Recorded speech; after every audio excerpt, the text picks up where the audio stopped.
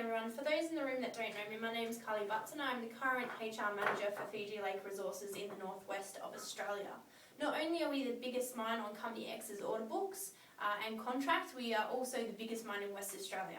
We currently employ 1,750 employees with the maximum workforce going up to about 2,120 to 2,200 in the next 12 to 18 months.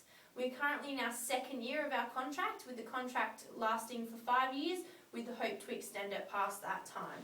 The mine life is currently about 30 years, so we're hoping to make this project quite a long one for Company X. I've been asked here today to present on the workforce planning needs for the next 2 years, obviously given that our workforce is going to be a really major contributor to our success at Fiji Lake. To understand the workforce planning needs, I've broken this presentation up into 4 sections: research, our objectives, strategies to support those objectives, and monitoring and evaluating the workforce plan to make sure we are successful. So everyone should have this presentation on their iPads if you can go through to the next slide. So with research, we looked at internal and external factors, demographic information, attrition and supply, and a number of different things. We also, for the second part of it, with workforce objectives, focused more on our retention, our turnover, our diversity, and we set some targets for the next 2 years that we would like to achieve. The strategies that we've looked at specifically are recruitment, training, employee benefits, change management, retention of skilled employees, and succession planning, which we're not currently doing that well. And for monitoring and evaluating, this will talk about why and how we're going to monitor and evaluate this workforce planning process to make sure it is effective to meet our needs. So the research, understanding the workforce needs at Fiji Lake. So to understand the workforce needs, we were required to conduct research on internal and external factors.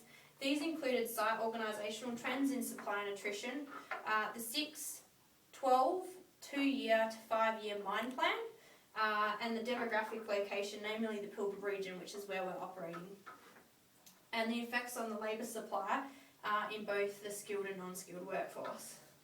We looked at things specifically the Company X's trends, Fiji Lake's trends, and different things like local employees, FIFO employees, skilled white collars, and the industry in general. The research findings found that the internal trends in supply, so our supply has mainly been factoring around a lot of our Company X sites to Momi.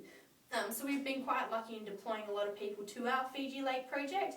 However, in the next 12 to 2 years, the company of X will be containing their projects and won't be deploying, so we won't have that supply that we are currently getting. There is also an increase in workforce needs at our other projects, so we will have to look at plans specifically be able to renew that supply. In terms of the mine plan, it suggests that we're going to be increasing by 50 to 150 employees per month over the next 12 to 18 months, so quite a significant supply is going to be required for our mine in particular. The demographic information for the Pilbara, which is where we'll be looking at getting most of our employees, hopefully, and also FIFO from the Perth location, is that 1 in 5 employers have retention as a major concern in the Pilbara region. They're finding that a lot of people are unmotivated, they jump ship quite easily because of rates, better conditions elsewhere, and we don't really have that loyalty that we once had with companies. The current unemployment rate in Port Hedland is sitting about 7.3%, and in the East Pilbara 6.4%. So what that says is the national average is about 5.8. A majority of the Pilbara and East Pilbara unemployers are under the age of 30.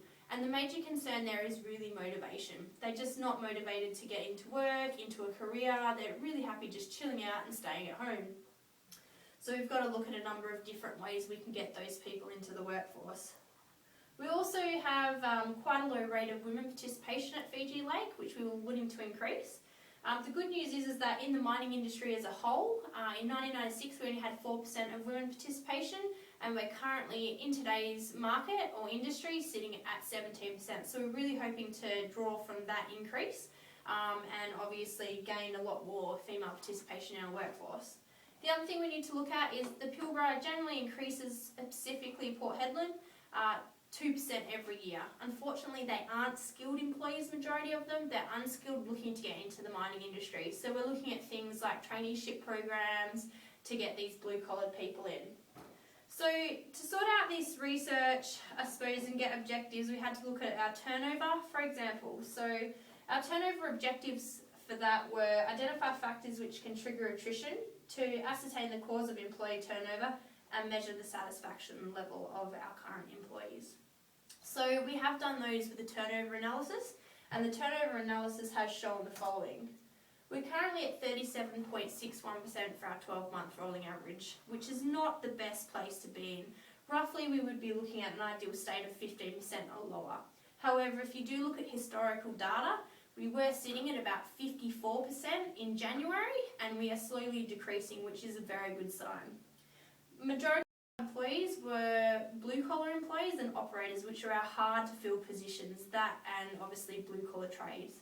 The reasons for leaving was job satisfaction, job security, and morale. So what we found, because there was such a rapid ramp up at Fiji X, we had a lot of labour hire. About 60% of our workforce, blue-collared, were labour hire. With that, obviously they were guaranteed a job after 3 months to come on temp to perm, and they haven't been given that opportunity as such, and that has kind of fallen between the waistline as the turnover has been so high. So they will be something that we'll be looking at in our retention objectives, which are to increase employee engagement, provide managers and supervisors with leadership training including employee interaction and relationship building, establish a learning culture, invest in career planning, when possible provide job flexibility, encourage recognition and reward creativity and innovation, provide training and development to all employees to acquire or enhance their skills and knowledge, and implement a reward and recognition program. So currently none of those are being done, and we feel that reward and recognition is a big one. It definitely boosts morale. People are doing a really good job, we're just not recognising them. Obviously, career planning is another big one. We've had people that are sitting on trucks for 12 months that do want to progress to a supervisor position but haven't been given the opportunities or the tools to do that. Some of them have previous experience and they were just looking for a job, especially from like Queensland where the coal mine has definitely taken a downturn. So we really need to foster that potential in people and build them up. This also helps keep those people there if they know where they're going. The other big thing that can help retention is workforce diversity. So that has been proven to have great and positive effects and obviously retain people and have morale boost, etc. So the objectives for workforce diversity will be reward excellence, promote principle of equal employment and diversity, and take into account individual employer aspirations at all times.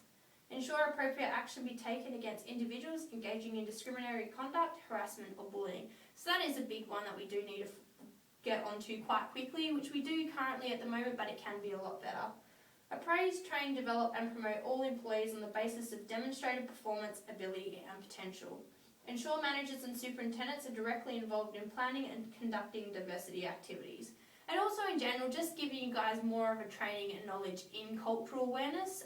Specifically, we are in a very high Indigenous indentured population up in the Pilbara, and some employees generally or supervisors don't know how to handle certain situations. So we definitely want to make you aware and train them so people don't feel left out or excluded, and we are promoting that diversity in our workforce. And train employees in intercultural communication and awareness. Again, we're getting employees from all over Australia that may necessarily not have had experience with different cultures in the past, and so we definitely want to help them develop that to make sure that they are okay with those kind of communications and interactions in our workforce, and just make it a lot more comfortable for everybody. So going off our workforce diversity objectives, our targets will be for the next 2 years. Indigenous target of 20% of the workforce. So we really want to help those people. We'll be engaging a lot with traditional elders and bringing a lot of traineeship programs in and just giving them opportunities they wouldn't usually receive in an area that, you know, isn't in the Pilbara. Female participation rate, we would like that 15% of the workforce. So we're currently sitting at about 7, so we do have to double that in the next 2 years. But we've been looking at certain programs that will hopefully boost those numbers. Local participation. So given we're only 100 k's south of Port Hedland, we definitely want to get more of the individuals from Port Hedland, Karratha, Rogan or Newman into our mine, including the younger generations, helping out with traineeship programs, apprenticeships, etc. A 12-month rolling average will be 15% or lower, so we would like to retain people and keep that at a steady rate, which there is a trend of that coming to that, but we just obviously need to work on it a bit more. And provide 10 training positions for green employees per month. With the increase of 50 to 150 employees, 10 green people which have had no experience in the mining industry before is an acceptable entry level and acceptable for us in our training needs, so it won't take all of the resources away. So supporting the workforce objectives, we're obviously going to be looking at specific strategies in recruitment, training, change management, retention of skilled employees, succession planning and attractive employee benefits. The strategies we want to put in place: recruitment drives specifically targeting the Pilbara region, Port Hedland, Karratha, Roebourne, Newman and Marble Bar. Attend events specifically targeted to our audience and our targets. So looking at the Women in Expo, going down to the local high schools and talking to people in the VET program, people that are interested in apprenticeships, etc. And going to expos that are specifically for our industry and attaining those people into our business. Ensure training and development outcomes lead to an increase in safe, efficient performance and contribute towards a continual improvement in individual and team productivity. Regularly and systematically review our approach so there is a balance between equipping people to deliver current goals and objectives, preparing for change requirements of future roles and offering opportunity for personal growth. So again, if people see that they're going somewhere in their career, they're less likely to leave than if they just feel they're in a dead-end job that's going nowhere. We do have some people that do like to sit in an administrator role or in a supervisor role and they don't have any aspirations to go any further, but we do have those very unique people that do want to progress through. So we really need to look at fostering them. Assemble a change management team. So there has been a lot of change in the last 12 to 18 months and we haven't really had a team that managed that very well. So that's obviously caused some negativity around the site and the employees because they're not sure what's happening and it hasn't been communicated as effectively as it could have been. Engage and involve all employees through workshops and other communication methods during major change to site and organisation. So again, we haven't been great with that. We're providing memos, going out to pre-start meetings and addressing any concerns employees have right there and then, as opposed to it festering and getting worse and becoming an issue. Ensure that succession planning is combined with talent management process, including training and development, performance management, remuneration and compensation and assessment. So now we'll be linking our performance management to our succession planning. We'll be looking at putting planning into place for all of our senior roles, then down to our middle management roles, and then down to our operator roles. So for example, truck operators that do show the talent to progress. So the strategy will be assembling a change management team. So we haven't done that well on site previously. So we'll be looking at a management team that will be able to create memos, go out to the workforce with any changes that we have, engage and involve all employees through workshops and other communication methods during major change to site and organisation. Again, getting out there and telling the employees at the time that this change is happening, what's going on, and explaining to them and allowing them to ask any questions required. Ensure that succession planning is combined with talent management process, including training and development, performance management, remuneration, compensation and assessment. So we're now going to be looking at succession planning quite highly. We don't have that currently in place. We'll look at management, then down to middle management, onto even your truck operator, going through to an excavator operator, a production wheel loader, etc. So that will be good. People will be able to see where their career will be heading. That means that we can plan for any sort of shortages or increases in the future, and we can also allow the employee to look at career paths with us. To monitor and evaluate the workforce plan to make sure that it is effective over the next 2 years, we will be regularly conducting exit trend analyses, manage external factors affecting the workforce supply. So when we have got an increase of fitters, etc., or we have a loss of them, and the mining industry is not providing them, or the local market, we'll be looking at increasing our apprenticeship intake to factor in those concerns. Engage with the workforce to receive feedback, engage the satisfaction of workers. So now it's a management objective that we will get out 2 times a week to a pre-start and just sit with the workforce, get in a truck, speak with them, see what's going, sorting out the little problems at the start so that they don't fester into something that can be huge. Monitor policy and legislative changes and requirements to ensure the site policies and procedures are compliant. So if there is a superannuation change that is coming through, we want us and our site to know about it before the news, etc. So we really want to get out there and communicate benefits and policies and changes more frequently so they're not freaked out and they understand the changes are coming. Take internal factors and global trends into consideration when completing recommendations. So we'll be looking at the commodity prices, potential, industrial, because obviously the mining industry is taking a bit of a hit at the moment, not so much for our mine in particular, but looking at things like that when we're making our recommendations. And evaluate effectiveness of strategies for workforce planning and change quarterly. So now we're going to be regularly monitoring that as opposed to when we have to monitoring that. So that is it for me, people. I've only got 15 minutes, so hopefully that has reached its allocation time. If you wish to talk about it anymore, feel free to give me a call or I can shoot an email around. I'm available anytime or via email. If anyone has any questions, please feel free to see me after the meeting.